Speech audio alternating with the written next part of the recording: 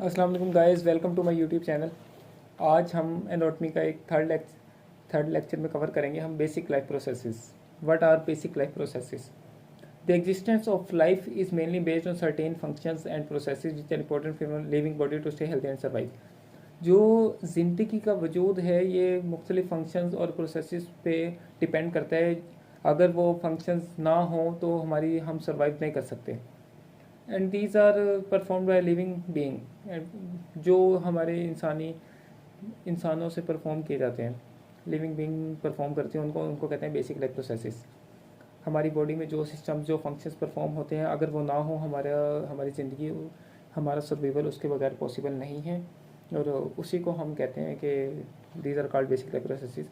दे basically includes, इसमें आता है मेनली मेटाबॉलिज्म, फिर आता है रिस्पायरेशन, फिर आता है रिप्रोडक्शन, फिर रिस्पॉन्सिवनेस, मोमेंट एंड ग्रोथ।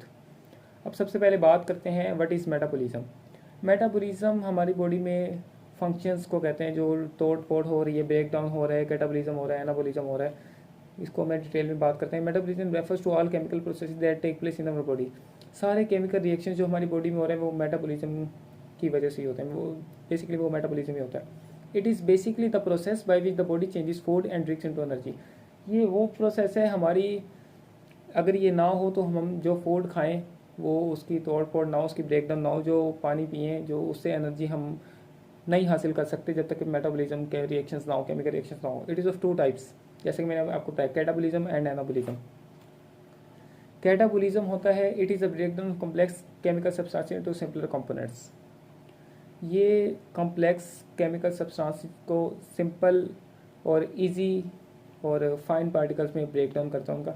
जबकि on the other hand what is about anabolism, it is building up complex chemical substances from smaller simpler components.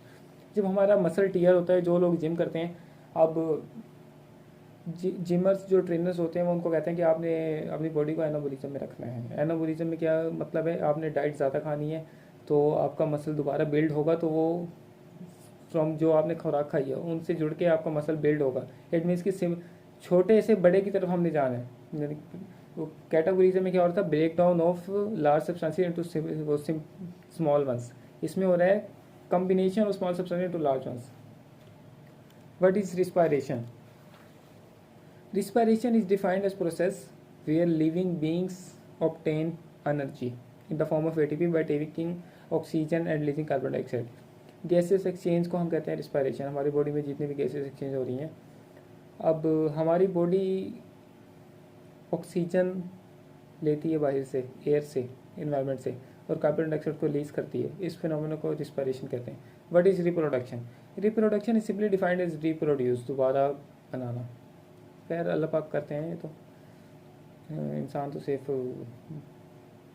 Reproduction is a biological process by which organism give birth और give rise to a new organism. Responsiveness, it is the ability of living being to respond to any changes in the external internal environment. For example feedback mechanism आ जाता है हमारी, जब हमें गर्मी लगती है, हमें पसीना आता है, स्वेट ग्लैंड्स हमारे एक्टिव होते हैं। इस तरह ये हमारी बॉडी रिस्पॉन्स करिए एक्सटर्नल इन्वायरमेंट को। जब बाहर का इन्वायरमेंट काफ़ी कोल्ड होता है, काफ़ी ड्रॉप होता है टेम्परेचर, तो हमें सर्दी लगती है, बॉडी हमारी शिवर करती है, शिवरिंग होती है स्टार्ट हमारी बॉडी में, वो रिस्पॉन्स कर रही है हमारी body. This is called responsiveness. फिर आता है movement. It is the process of movement of whole body और individual organism cell from one position to another.